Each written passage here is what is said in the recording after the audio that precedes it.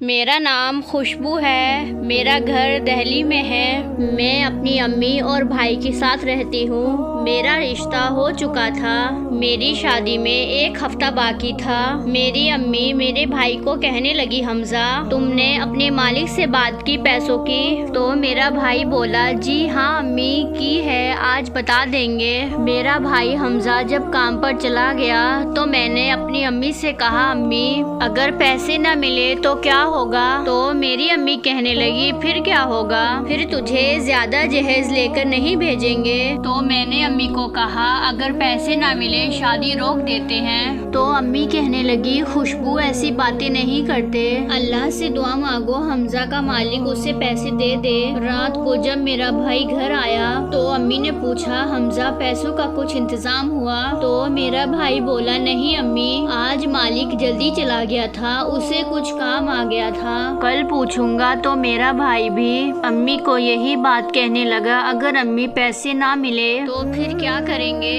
तो मेरी अम्मी कहने लगी, बेटा पैसे मिलना जरूरी है। अगर तेरी बहन की शादी टूट गई तो तेरी बहन की शादी में बहुत मुश्किल हो जाएगी। अगर जब किसी लड़की की शादी टूट जाती है तो दोबारा लोग उसकी शादी होने पर 100 सवाल उठाते हैं। तो मेरा भाई अम्मी की बात सुनकर कहने लगा, अच्छा अम्मी परेशान ना हो, कल मैं मालिक से जरूर बात करूंगा। अगले दिन मेरा भाई काम पर चला गया। रात को जब घर आया तो काफी घबराया हुआ घर में दाखिल हुआ और अंदर आते ही पहले उसने दरवाजा बंद किया। मेरी अम्मी बाहर दालान में ही बैठी हुई थी। हमजा क्या बात है, तुम बहुत परेशान लग रहे हो? मेरा भाई बोला, नहीं अम्मी वो पैसे मिल गए हैं, मेरे पास पैसे थे इसलिए मैं ऐसे आया हूँ। मेरी अम्मी ये बात सुनकर बहुत खुश हुई और बोली, अच्छा तू बैठ, मैं तेरे लिए पानी लेकर आती हूँ। तो मेरा भाई कहने लगा, नहीं अम्मी आप बैठी रहे, मैं खाना और पानी अपने दोस्तों के साथ खाकर आया हूँ। ये कहकर मेरा भाई कमरे में चला गया। मेरी अम्मी को पैसे दिए। मैं और मेरी अम्मी बाजार जाकर जो मेरी जहेज की चीजें बाकी थी वो ले आए। जहेज की शॉपिंग में तकरीबन 1 हफ्ता लग गया। फिर 1 हफ्ते के बाद मेरी शादी हो गई। मेरी अम्मी और मेरे भाई ने मुझे बहुत सारी दुआएं देकर रुखसत किया। मेरे ससुराल का हमारे घर से 3 घंटे का रास्ता था। मैं और मेरे शौहर अहमद घर में रहते थे।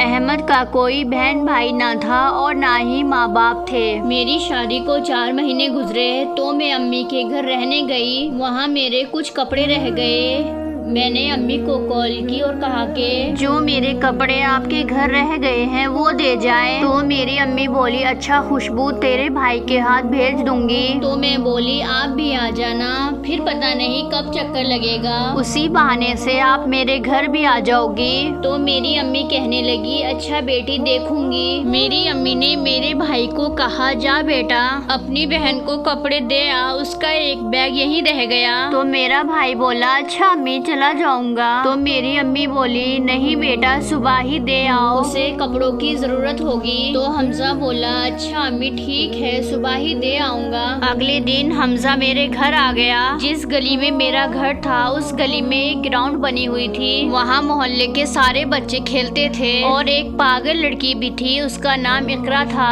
वो जिस आदमी को भी देखती तो कहती, तुम मुझसे शादी करोगे। जब मेरा भाई मेरे घर आया तो उसे वो पागल रास्ते में मिली। जब मेरा भाई मेरे घर आ गया, अभी वो बैठा ही था, इतने में वो पागल मेरे भाई के पीछे पीछे आ गई। मोहल्ले के बच्चे उसे तंग कर रहे थे। मेरे शौहर अहमद उसको बहुत पहले से जानते थे, इसलिए वो पागल इकरा हमारे घर में आ जाती थी। इसलिए वो जब हमारे घर आई, मेरे भाई के पास आकर उसका हाथ पकड़कर कहने लगी, तुम मुझसे शादी करोगे ना? क्या तुम्हें पता है मेरे बाबा शहर गए हैं मेरी चीजें लेने के लिए, मैंने उनको बहुत लंबी लिस्ट दी है, तुम मुझसे शादी करोगे? तो मेरे भाई ने उसका हाथ पकड़कर एक साइड पर कर दिया। तो मेरा शौहर अहमद कहने लगा, यार ये भी कभी इकरा रानी हुआ करती थी। तो मेरा भाई कहने लगा, क्या ये ठीक थी पहले? तो मेरे शौहर अहमद ने बताया, ये लड़की शुरू से पागल नहीं बल्कि अभी 5 महीने भी नहीं हुए पागल हुए।